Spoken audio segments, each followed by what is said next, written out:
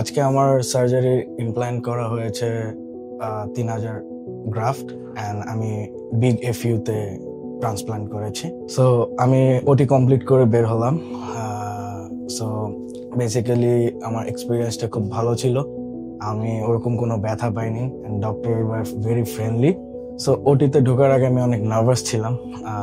যখন আমি ওটিতে ঢুকছি নার্ভাসনেসটা একটু কমাই দিয়েছে ডক্টর। আমাকে অনেক রিল্যাক্স করেছেন, আমার সাথে কথা বলেছেন। দেন আমাকে অ্যানেস্থেশিয়া দেওয়া হয়েছে, যেটা আমি কোনো ফিলই করিনি যে আমাকে অ্যানেস্থেশিয়া দেওয়া হয়েছে। ওরকম আমি কোনো ব্যথাই পাইনি বলতে গেলে।